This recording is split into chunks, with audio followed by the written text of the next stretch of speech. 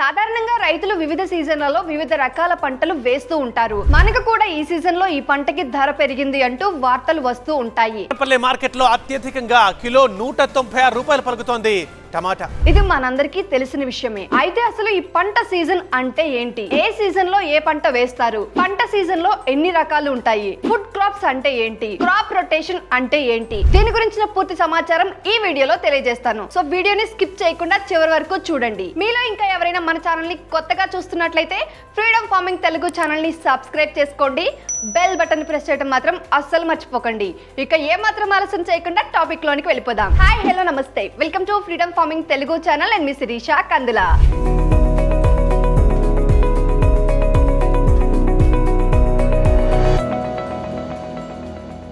మన దేశంలో వ్యవసాయం చాలా మందికి ప్రధాన ఆదాయం. దాదాపు 70% పైగా దీనిపైనే ఆధారపడి ఉన్నారు. మన దేశంలో వ్యవసాయం మొత్తంగా వాతావరణం, నేల రకాలపై ఆధారపడి ఉంటుంది. ఇందులో పంట రకాలు అంటే ఏంటి అని ఇప్పుడు తెలుసుకుందాం. చూడండి, ముందుగా ఖరీఫ్ పంట. ఖరీఫ్ అనే పదం అరబిక్ భాషలో కూడా ఉంది.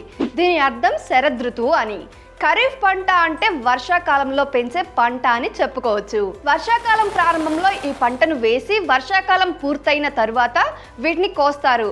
అంటే జూన్, జూలైలో పంటలు వేసి సెప్టెంబర్, అక్టోబర్లలో పంటలు కోయటం జరుగుతుంది. ఈ పంటలకు నీటి వసతి కాస్త ఎక్కువగా ఉండాలి. ఇవి నీళ్లు ఎక్కువగా అవసరమయ్యే పంటలు. కాస్త వాతావరణం వేడిగా ఉండాలి. ఇలాంటప్పుడే ఈ పంటలు బాగా పండుతాయి. ఈ సీజన్ లో ఎక్కువగా వరి, మొక్కజొన్న, సోయాబీన్, పత్తి, చిరుధాన్యాలు, కందులు వంటివి ఎక్కువగా పండిస్తారు. ఈ సీజన్ లో ఎక్కువగా వరి పండిస్తూ ఉంటారు. ప్రపంచంలో అత్యంత ఎక్కువగా వరి పండించే దేశాల్లో చైనా తర్వాత ఉన్న దేశం మనదే. సో ప్రపంచంలో 20% జనాభాకు సరిపడా వరిని మన దేశం పండిస్తుంది. వర్షపాతం ఎక్కువగా ఉన్న ప్రాంతంలోనే ఇది పండుతుంది. 25 డిగ్రీల ఎండ, 100 సెంటీమీటర్ల వర్షపాతం దీనికి అవసరం. నీరు ఎక్కువగా ఉన్న చోట్ల ఇది పండుతుంది. కోస్తా తీరాలు, ఈశాన్య రాష్ట్రాలు వరి ఎక్కువగా పండించే ప్రాంతాలుగా చెప్పుకోవచ్చు. అయితే ఖరీఫ్ సీజన్ భారతదేశంలోని రాష్ట్రాలకు భిన్నంగా ఉంటుంది.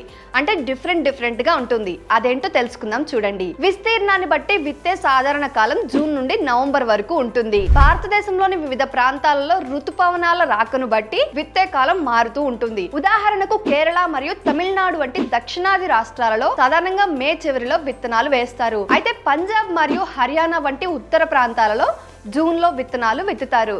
సో ఇదన్నమాట డిఫరెన్స్. అర్థమైంది కదా ఖరీఫ్ సీజన్ అంటే ఏంటి, ఏ ఏ పంటలు పండిస్తారు అని. ఓపెన్ ఫామ్ లో అందరూ సాగు చేస్తూ ఉంటారు. అయితే దీనివల్ల కొంచెం కీటకాల బెడద కావచ్చు, లేకపోతే రోగాల బెడద కావచ్చు ఎక్కువగా ఉంటుంది. కానీ హైడ్రోఫోనిక్ సిస్టమ్ లో ఇలాంటి వాటికి చాలా తక్కువ ఆస్కారం ఉంటుంది. హైడ్రోఫోనిక్ ఫార్మింగ్ గనక చేయాలి అనుకుంటే ఫ్రీడమ్ యాప్ లో కోర్స్ ఉంది. అక్కడ మీకు చాలా తక్కువ ధరకే 50% ఆఫ్ తో ఇప్పుడు మీకు కోర్స్ అనేది వస్తుంది.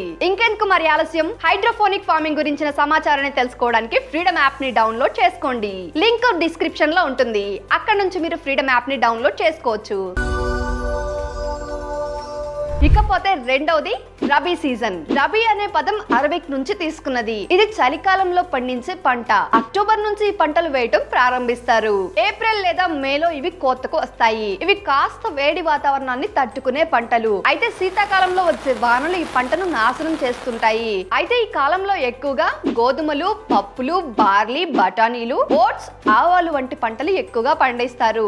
గోధుమ పంటలో కూడా ప్రపంచంలో 2వ స్థానంలో ఉంది మన దేశం. సో వ్యవసాయం ఎక్కువగా వచ్చే ఆదాయం కూడా ఈ పంట నుండే వస్తుంది. ఉత్తరాదిలో ఎక్కువగా గోధుమలు ఆహారంగా తీసుకుంటారు. 14 నుంచి 18 డిగ్రీల సెంటీగ్రేడ్ ఉష్ణోగ్రత, 50 నుంచి 90 సెంటీమీటర్ల వర్షం దీనికి అవసరం అవుతుంది. అయితే కోతకు ముందు గోధుమ పంటకు వేడి ఎక్కువగా తగలాల్సి ఉంటుంది. మన దేశంలో ఉత్తరప్రదేశ్ ఎక్కువగా గోధుమలను పండిస్తుంది. ఆ తర్వాత హర్యానా, పంజాబ్ లు ఉన్నాయి. సో ఇది రబీ సీజన్ గురించి. అర్థమైంది కదా. మీరు గొర్రెలు మరియు మేకల పెంపకం చేయాలి అనుకుంటున్నారా? ఫ్రీడమ్ యాప్ ని డౌన్లోడ్ చేసుకోండి.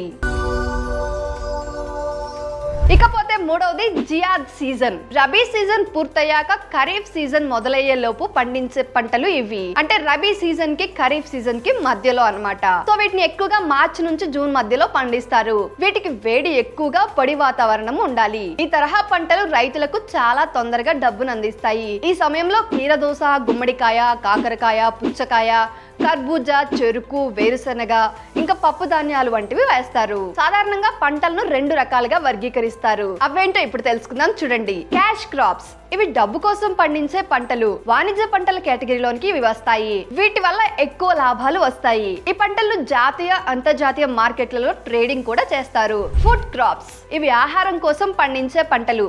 ఇతరుల ఆకలిని తీర్చేందుకు వీటిని పండిస్తారు. మరి మీకు క్రాప్ రొటేషన్ గురించి తెలుసా? ఇప్పుడు చెప్తా చూడండి. క్రాప్ రొటేషన్ అంటే ఒకటే పంట కాలంలో వివిధ రకాల పంటలను పండించే పద్ధతి. సో ఇందులో భాగంగా ఒక సంవత్సరం మొక్కజొన్న, ఆవాలు పండిస్తే మరొక సంవత్సరం గోధుమ లేదా వరి పండించాలి. ఇది నేల సారాన్ని కాపాడేందుకు తోడ్పడుతుంది. కెమికల్ ఫెర్టిలైజర్ల అవసరాన్ని ఇది తగ్గిస్తుంది. పురుగులు, పిచ్చి మొక్కలను తగ్గిస్తాయి. చాలా పంటలు నేల సారాన్ని పెంచేందుకు ఉపయోగపడతాయి. అయితే ఈ పంటలు వేయడం ప్రతి ప్రాంతానికి ఆ ప్రాంత ఉష్ణోగ్రత, వాతావరణాన్ని బట్టి వేరుగా ఉంటుంది. వాతావరణాన్ని బట్టి అక్కడి పంటలు ఉంటాయన్నమాట. సో ఉదాహరణకు కేరళలో వర్షాకాలం ముందుగా ప్రారంభమవుతుంది. అయితే మిగిలిన దేశమంతా 1 నెల ఆలస్యంగా వస్తుంది. అక్కడ పంటలు పండించడం కూడా దానిపైనే ఆధారపడి ఉంటుంది. సో అదనమాట. సాధారణంగా ఏ కాలంలో ఎలాంటి పంటలు పండించాలి అంటే వర్షాకాలంలో ఈ పంటలు, ఎండాకాలంలో ఈ పంటలు. సో వాతావరణాన్ని బట్టి, ఉష్ణోగ్రతలను బట్టి, అక్కడ ఋతుపవనాలను బట్టి పంటలు వేస్తూ ఉంటారు రైతులు. అయితే ఇప్పుడు నేను చెప్పాను కదా క్రాప్ రొటేషన్ అని. సో ఇందులో పంట మార్పిడి పద్ధతి అనేది చాలా చాలా ఇంపార్టెంట్. మీరు ఒకే పంటని 4 సార్లు 5 సార్లు అంటే 4 సంవత్సరాలు 5 సంవత్సరాలు ఇలా 4 క్రాప్లు 5 క్రాప్లు వేసుకుంటూ వెళితే ఆ పురుగులు కావచ్చు, కీటకాలు కావచ్చు, తెగుళ్లు కావచ్చు దానికి అలవాటు పడిపోయి ఉంటాయి. సో పంట మార్పిడి పద్ధతి అనేది చేయటం చాలా చాలా అవసరం. సో రైతులందరూ తప్పకుండా గుర్తుంచుకోవాల్సిన విషయం, పంట మార్పిడి తప్పకుండా చేయండి. సో దీని వల్ల తెగుళ్లను, ఇంకా కీటకాలను, ఇంకా వచ్చే రోగాలను కొంచెం నివారించడానికి అవకాశం ఉంటుంది. సో ఇది ఇవాల్టి మన టాపిక్. ఈ టాపిక్ మీ అందరికీ ఉపయోగపడుతుందని అనుకుంటున్నాను. ఇలాంటి మరో సరికొత్త అప్డేట్ తో, మరొక వ్యవసాయానికి సంబంధించిన అప్డేట్ తో మళ్ళీ మీ ముందుకు వస్తాను. అప్పటి వరకు మన ఫ్రీడమ్ ఫార్మింగ్ తెలుగు ఛానల్లో వ్యవసాయానికి సంబంధించి సేంద్రియ వ్యవసాయం ఎలా చేయాలి, సేంద్రియ ఎరువులు ఎలా తయారు చేయాలి, వాటిని ఎలా పిచికారీ చేయాలి, అంతేకాదు కోళ్ల పెంపకం, పందుల పెంపకం, కౌజుపిట్టల పెంపకం, కుందేళ్ల పెంపకం, గొర్రెలు, మేకల పెంపకం, ఒకటేంటండి చెప్పుకుంటూ పోతే చాలా ఉన్నాయి. ఇంకా వరి మిషన్ గురించి, ట్రాక్టర్ టూల్స్ గురించి, ఎక్విప్మెంట్స్ గురించి, అగ్రి టూల్స్, ఇలా చాలా చాలా ఉన్నాయి. సో ఒక్కసారి మన ఛానల్ పేజ్ ని విజిట్ చేసి చూడండి. మీకు కావాల్సిన సమాచారం తప్పకుండా దొరుకుతుంది. మర్చిపోవద్దు, వీడియో చూసిన తర్వాత ఏదైనా డౌట్ ఉంటే కామెంట్ చేయటం. నేను దాని నుంచి మరొక వీడియో చేయడానికి తప్పకుండా ప్రయత్నిస్తాను. అంతేకాదండి ఫ్రీడమ్ యాప్. ఫ్రీడమ్ యాప్ లో వ్యవసాయం, వ్యాపారం, పర్సనల్ ఫైనాన్స్ కి సంబంధించి 1200కు పైగా కోర్సులు ఉన్నాయి. అక్కడ ఎవరైతే అనుభవజ్ఞులైన రైతులు ఉంటారో, ఎవరైతే వాళ్ళ వృత్తుల్లో రియల్ లైఫ్ లో సక్సెస్ అయ్యి అధిక ఆదాయాన్ని సంపాదిస్తున్నారో వాళ్ళు మీకు కోర్స్ రూపంలో గైడ్ చేస్తారు. ఇంకా మీకు కోర్స్ చూసిన తర్వాత కూడా ఏదైనా డౌట్ ఉంటే మెంటర్ కనెక్ట్ అనే ఆప్షన్ తో వీడియో కాల్ రూపంలో కనెక్ట్ అయ్యి మీకున్న ప్రతి చిన్న డౌట్ ని క్లియర్ చేసుకోవచ్చు. ఇంకెందుకు మరి ఆలస్యం, వ్యవసాయం, వ్యాపారం, పర్సనల్ ఫైనాన్స్ కి సంబంధించి మరింత సమాచారాన్ని తెలుసుకోవడానికి ఫ్రీడమ్ యాప్ ని డౌన్లోడ్ చేసుకోండి.